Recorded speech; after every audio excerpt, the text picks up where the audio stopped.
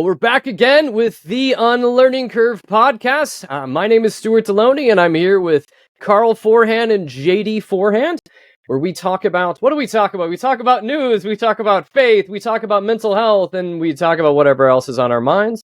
If you want to talk back to us and reach out to us, you can hit us up at theunlearningcurvepodcast@gmail.com. You can also find this podcast and our past podcasts wherever you listen to podcasts, and over on YouTube as well if you want to see our beautiful, smiling, harried faces. I feel like we're like, in this, at least the way I'm viewing this right now, it's like I've got little hair on my face. Karl's got a little more than JD's like mountain man. So he's the king. Yeah. That's the progression here. He's an alpha male.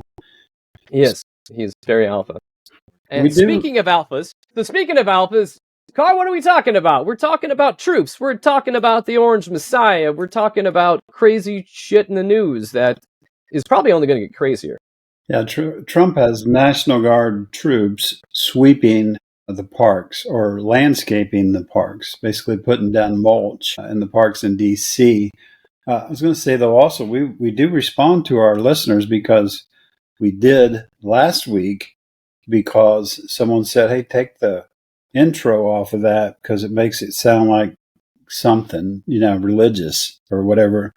I don't know how that connection was made, but we did that. We took all the intros off the podcast, so hopefully we weren't wrong and have more people tell us to put them back on. But anyway, now Trump has the National Guard troops sweeping the parks, re-landscaping the parks. What's kind of interesting is that I think it was Musk that fired 1,000 national park employees right after Trump took office, and now 2,000 soldiers, weekend warriors, at the cost of $1 million a day, according to USA Today. I assume that's lodging and travel and salaries.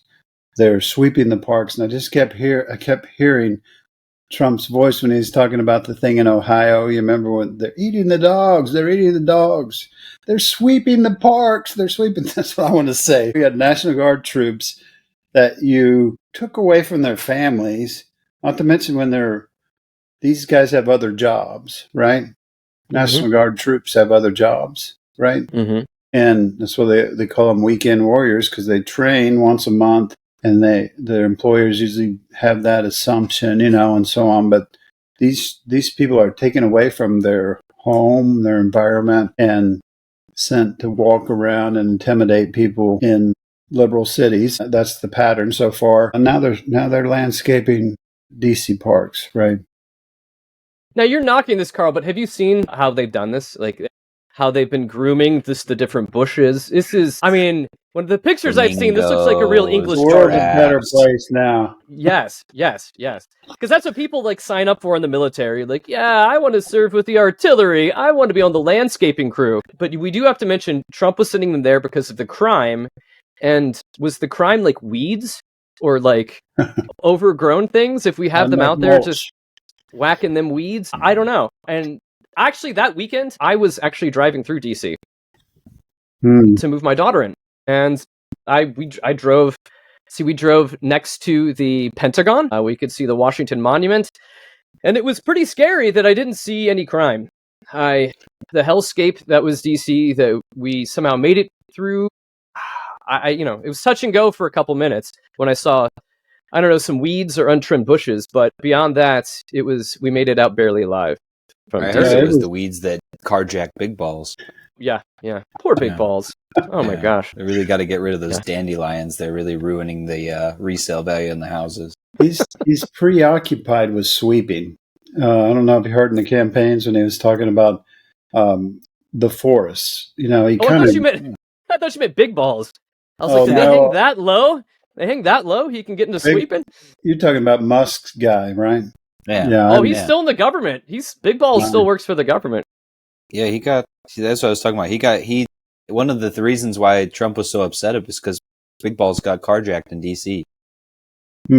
Which is awesome. But anyway, it's I think that's really what it is. And the funny thing is, they sent the troops into places where there is very little crime. They didn't send them into places where there actually are issues with crime.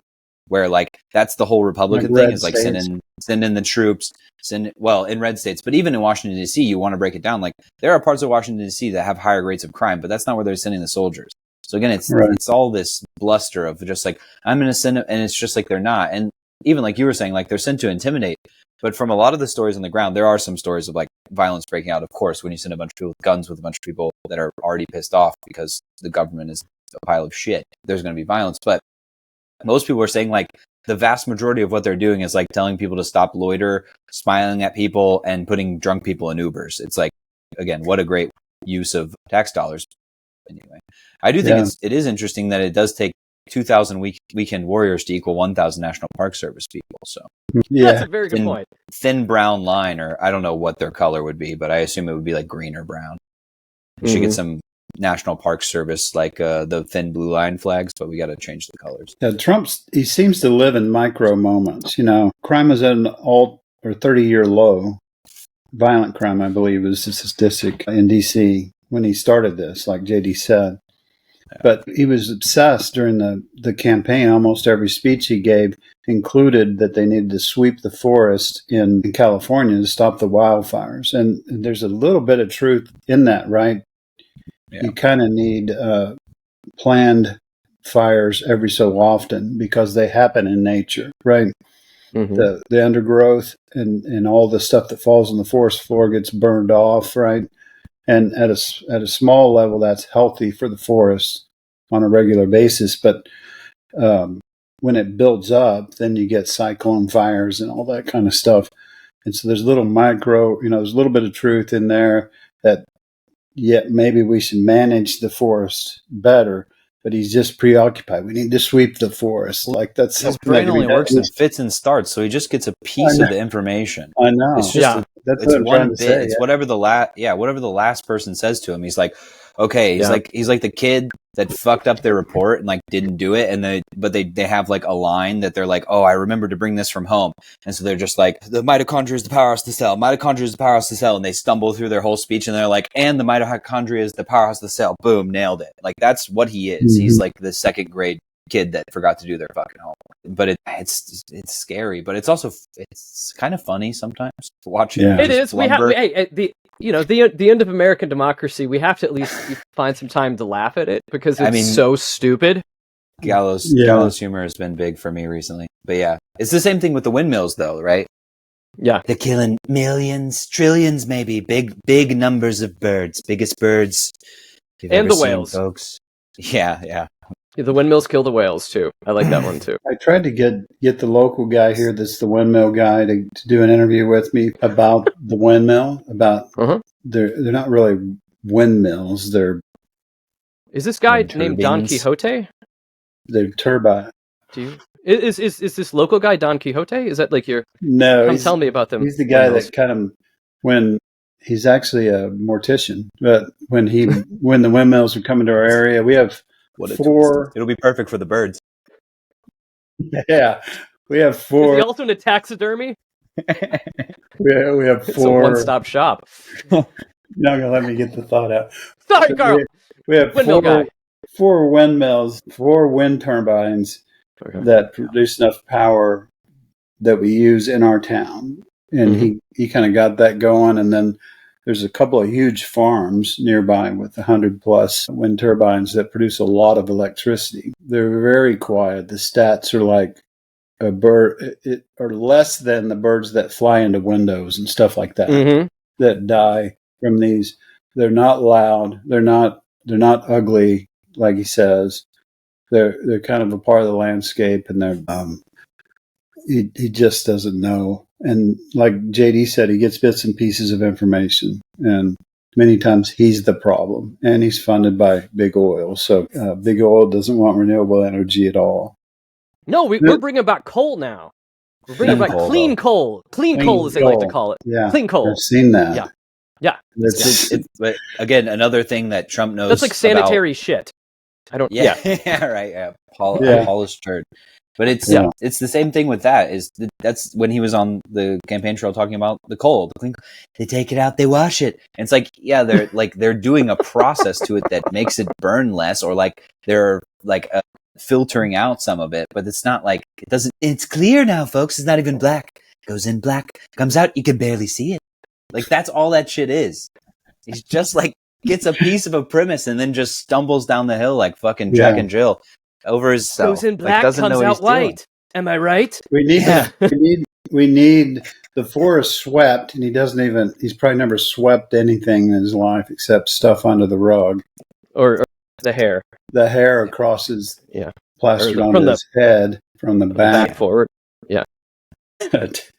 he doesn't understand. We just need more people. So what I'll do is I'll fire the national park employees that could clean it up, or if it was possible to sweep the forest, could have done it. Get National Guard troops to spread mulch around in the parks. That would drag the homeless people out first. Yeah. Right. Then we'll come in and intimidate people, and the crime rate's low, so I'll take credit for that. And then we'll put some mulch down and make things look good.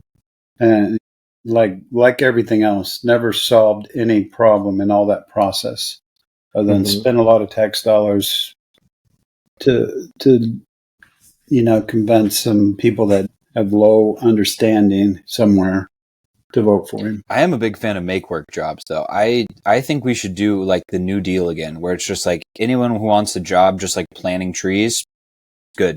Here's your sack of nuts and like a dormitory to stay in and like a good middle class salary. I would love that. Sack of nuts for planting trees. Okay. Putting the nuts in the ground. Okay. What are those called? Seeds, whatever they're called. Okay. Anyway, but yeah, I mean, that kind of stuff. Lay new railroad tracks so we can build a high-speed rail, something. But high-speed I'm rail. okay with that kind of stuff if we just did it. But it's just these like little. But that's how the information cycle works anymore, right? With the 24-hour news network, it's like, I'm doing something here, doing something here. It's the Roger Stone flood the zone thing, where it's just like, I did a little bit, like. But those troops are the opposite. Sufficiently distracted. Right? The opposite of what? The troops are the opposite of that. They're not people who need a job. They're not people who are poor or destitute. That's what I'm saying. Yeah, that's what I'm saying. But they're already privileged. Yeah. Yeah, but they're his military the way he sees it. He's got these people he can just tell where to go and do what to do, and that's really what it is about. Their personal lives, progress, fixing things. Nah, that's not fun.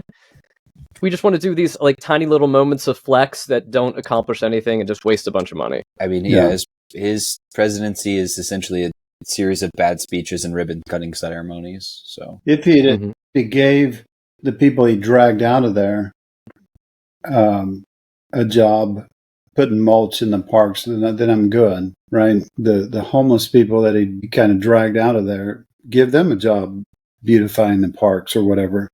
Or building houses so they could have somewhere to fucking sleep. Yeah, give them a place to stay and some food, teach them a skill, and give them some mental health counseling, some health care, and those kind of things. Instead of spending $1 million a day just to, like you said, flex. It's just bullshit. Well, I'm glad that we finally found the hill that Karl is willing to die on, and that hill is full of mulch. Yeah. It's a large mulch pile. Big mound of recycled plant material and shit. Yes. Well, speaking of recycled plant material and shit, we've got an ongoing segment where we take Karl's assumptions. Yeah. You know what they do say about assumptions, Dad? Yeah. You know what happens when you assume? Yeah, you make an ass out of you and me. You and me. Yeah, there you go. On top of your pile of mulch. I learned that. So, that's where the shit comes from. Yeah. Yeah. So yes, in this week's version of Karl's assumptions, or maybe prove Karl wrong, or we're going to, after Karl, you can kind of give us an intro to this. But behavior is communication. Okay. Yeah, and I know JD's probably going to have a problem with it because it's kind of an absolute statement, but I tend to do that and generalize so that people start talking. Anyway. Yeah. So because of my upbringing, I was taught to think a certain way about behavior. In short, behavior was viewed as either good or bad, right or wrong, accepted or rejected in our environment. We were rewarded or even ignored when we behaved properly. It just expected. And when our behaviors differed from what was expected, we were punished, shamed, and even shunned, especially if our actions embarrassed those in charge. We assumed that kids and adults were rebellious if their behavior didn't match our expectations, and especially if we tried to reconcile with them only once or twice. And then we say, well, I tried, they just don't want to behave, they're not good kids, they're evil, or whatever labels we want to put on them. That's from behaviorism, which was from Skinner, and B.F. Skinner got it from Pavlov, and so on. And our holy book contained violence and retribution and even genocide when people didn't fall in line with the prescribed whatever. But we weren't allowed to hit our sister when she stole our Hot Wheels.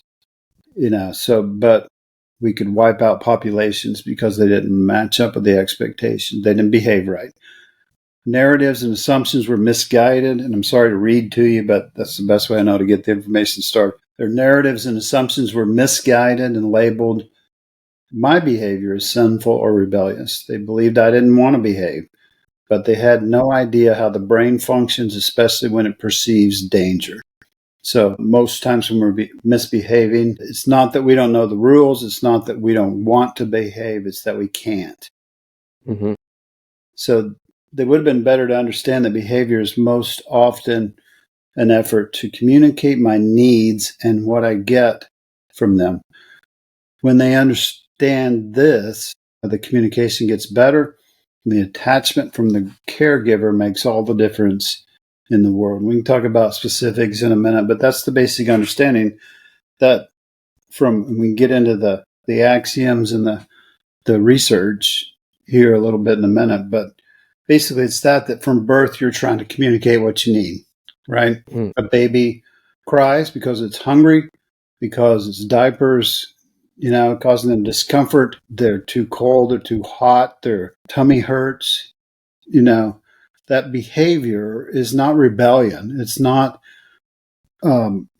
sinful. It's communication. It's help me. And I assume the shooter that we talked about in the last episode had some behavior that communicated things that no one heard. And so behavior is communication. That's how I want to start that. Mm. That rant. No, okay. No. So I like, no, I know. No, yeah, we fixed it. You're right, Karl. We have nothing to say. No, I like where you're going at with this. And I get tripped up on sometimes, like you'd even mentioned about the absolutism of the statement, but you're setting us up for that. But you're right. I mean, behavior in so many ways is communication. I was on a friend of mine who's a film critic.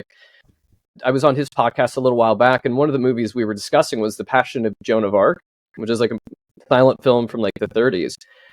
And there's no words in this, but it is beautiful, and the acting is so like passionate, and it's you can communicate everything without words in that.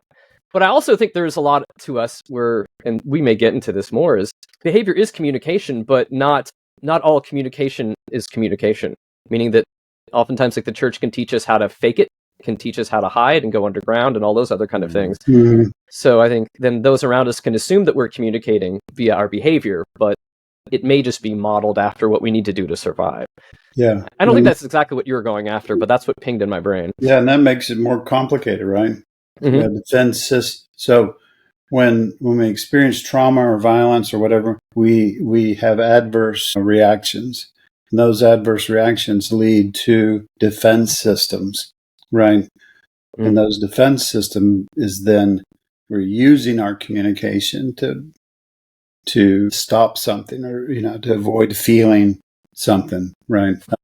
So yeah, it gets complicated, right? As we try to unravel all that. JD, what's your initial thoughts? Yeah, I mean, my thoughts on the absoluteness of the statement aside, I tend to agree. I mean, yeah, I think I agree. I mean, a lot of acting out is trying to communicate something. I mean, yeah, I don't know.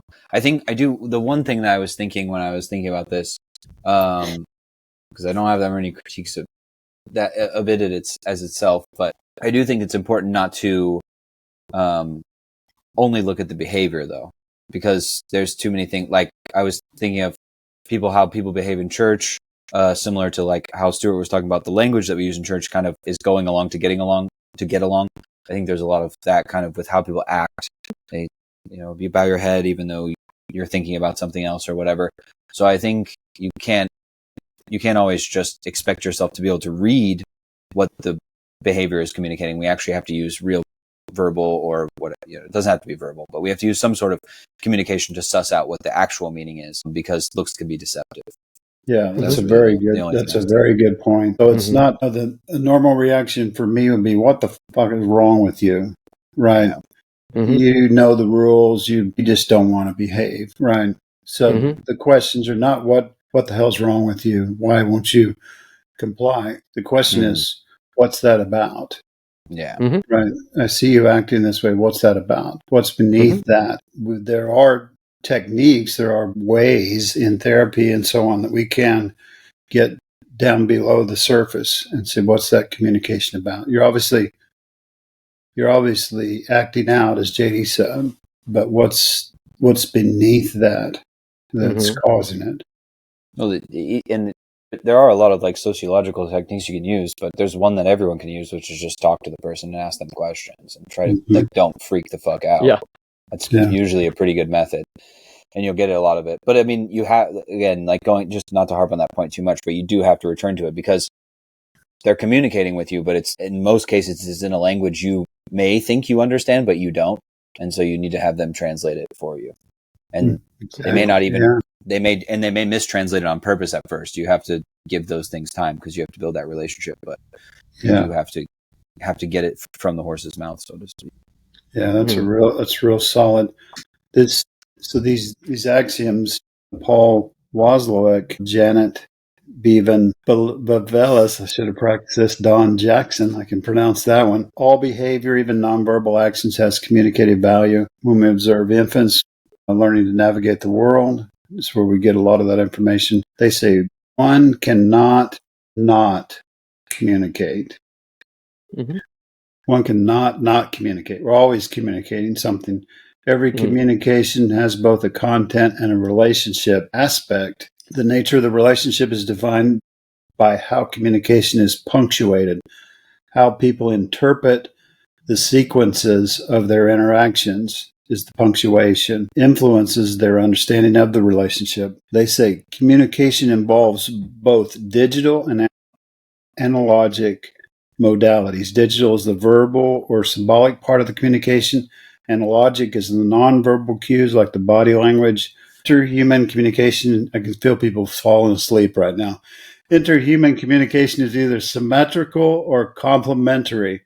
Relationships can be based on equality, symmetrical, where communication is often competitive or focused on mirroring or on differences, complementary. I suppose where we get complementarianism, where communication involves dominance and submission or other hierarchical roles. So that's definitely complement. That term never fit for what it is. It says complementary, but it's about dominance and submission. It's weird. I don't like the terms complementary because of its association with abuse of women. Still, it's pretty accurate, since domination and submission are not the most effective forms of communication in any way. You're talking about methods. We use mad, sad, glad, or afraid. Are you mad, sad, glad, or afraid? And those relate to different things. I'm sad because of what happened. I'm mad. Maybe I'm mad because of what happened. I'm glad. What's that about? And what's the message you received because of that? And questions like, what if that weren't true? What would be a better way to look at that? Kind of, JD was alluding to that a minute ago, that not just what's the communication, what's beneath the communication is more important, probably. Yeah. Amen. Let's go home.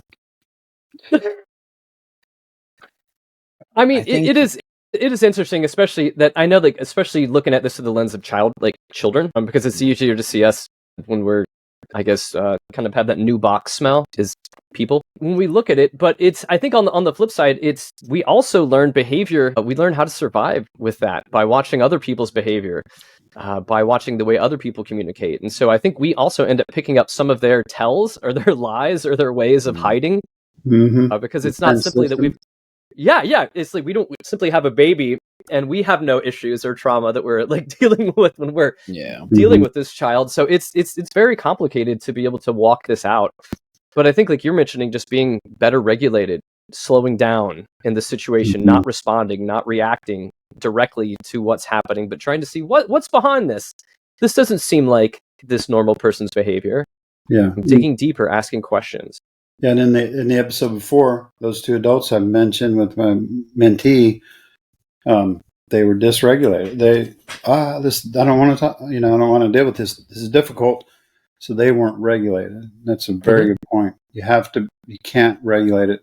We ended the episode with that. You can't regulate a dysregulated child if you're dysregulated. So what I wrote in that blog, the way forward, we shouldn't beat children or beat ourselves up. Find ways to incorporate these understandings into our future interactions with our children, grandchildren, and adults. Do you mind if I read one more thing if people aren't fully asleep by now? Sure. Go for it.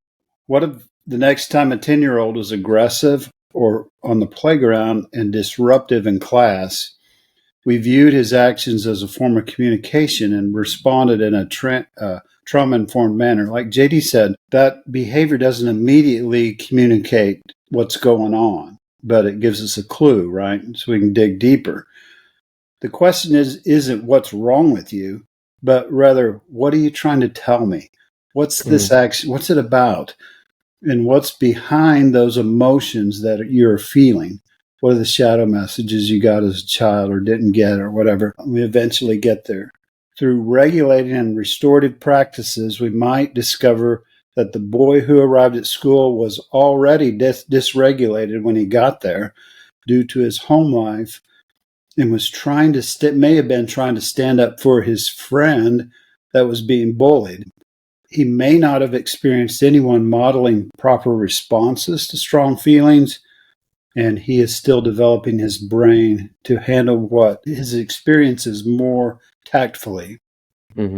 Right? This is the model to do, but I think it's also very difficult to do this, especially why do you say that? If thinking of like a classroom full of kids, being able to okay, is Johnny just being a dick today, or does Johnny have something deeper going on? Because some people are just dicks. That's just part of their personality. But being able to stop and focus and center on that when you have everybody else that you're also trying to keep control over, in a classroom setting, I can see where that can be time consuming, and you have to reorient the way you think about things. I think, especially in the approach to teaching, if you're going to go that route. I don't know. I think it's hard enough for some parents to have 2 kids, 3 kids, when 2 of them are screaming and one of them is being an asshole. It's much easier to slap them or yell at them or something. But in the classroom, it gets even more difficult. Maybe we should fund schools and have counselors at schools and things like that, but it's not going to happen. So did you just say thoughts and prayers again? What did you say? I did. I had said, please God, let us fund our fucking schools for once. We keep telling everyone, all these Republicans tell me they really care about children's lives. They won't fucking pay anything to give them breakfast or anyway. Christian school. Yeah. Well, we'll get a bunch of those nice private schools soon that just a bunch of rich kids will go to. Anyway, all right, I won't make the comment I was going to make. Anyway, but the other thing I was going to say, Dad, is you were talking about specific. This is just from a while ago, but I thought of something to say about it. But you have these specific kinds of therapy. People do CBT, all this stuff. I think a lot of people hear all these different kinds of therapy and get oh, I need to investigate these, which is good. But in a lot of cases, in your everyday interactions, you don't really need that many techniques. I think a lot of people, you can just keep it simple. A lot of it is just asking questions. Why do you, like you were saying, how do you feel? Why do you feel that way? What's wrong? Explain. And the other thing is honestly, what I found when talking to people is just shutting the fuck up. Don't try to start interpreting everything. And in a lot of cases, you're not really even offering that many solutions because you don't know what the fuck the problem is. You can't fix something you don't understand. So then it's just going, well, tell me some more about that. Or if you want, when people kind of shut down, you say, but I'm here. So if you need to say anything, and then you just sit with them for a while. Or, if you're doing on text or whatever, you just wait for them to respond again. I think in most cases, that's enough. That's all people Mhm. need. And then you'll be able to better address it next time because it may be the same problem. Mhm. But yeah, I just don't want people to get too in the weeds on that because there's a billion different, like 4 to 6 letter acronyms about different kinds of therapy that's slightly different, whether it's imagery, exposure, or whatever. It's like, and those are all good. But I mean, in general, those are probably best in the hands of professionals anyway. So. I know they're experimenting, and it takes time for school boards to understand and then respond. But they're in trauma informed schools. They're experimenting with tag outs. Just a person that can tag out with the teacher. Be with the class for a little bit while maybe the teacher regulates, right? Gets control of their self, or maybe just to talk with the student, listen to the student, like JD said. Mhm. The battle is we're spending all our time on these few kids because that's the deal with behaviorism. It works for 90% of the kids. Most kids comply when you threaten them, and things like that. But the 10% that don't, they're more complicated. And whether or not you deal with it, you're going to spend most of your time on them. Mhm. And I say, well, if I'm going to spend most of my time with them, then let's learn and do and get better at helping them be able to eventually help themselves and become mature and so on. You can't just beat them. You can't promise them a pizza party at the end of the week if they do go, because the same kids end up. And it's not because they're evil. It's not because they don't want to behave and they don't want it. It's they don't know how. And you got to teach them. And as we talked about, discipline is teaching, or we're going to. Anyway, I'm rambling. Stop me. No, you're absolutely right. No, there's more to the story, I think, is really what you're also getting at. But with people in these situations, it made me think about, I remember when I was a kid, when I would get in trouble, the worst thing ever to happen would be if my dad was the one that was given the beating. So he would be at work, and if I did something to tweak off my mom, which it didn't take that much, and I overall I was a pretty decent kid. I got into trouble here and there, but nothing that bad.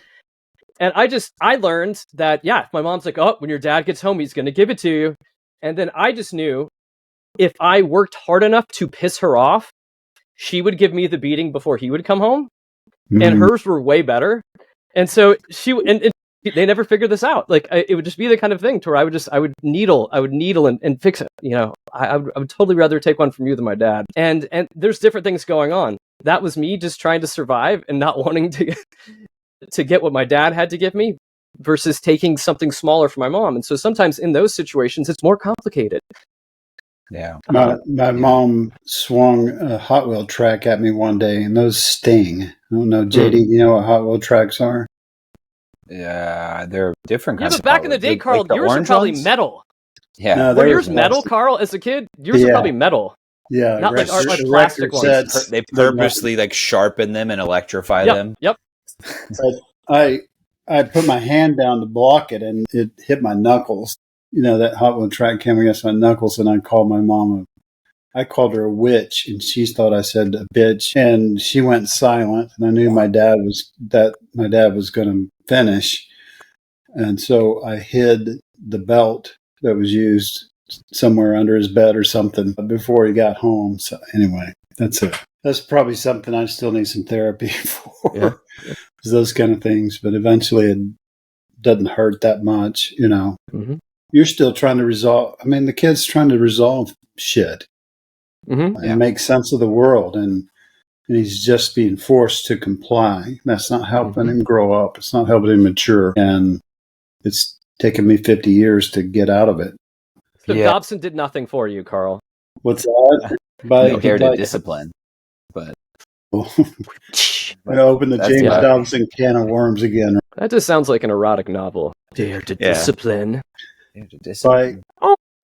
Raising boys, raising girls.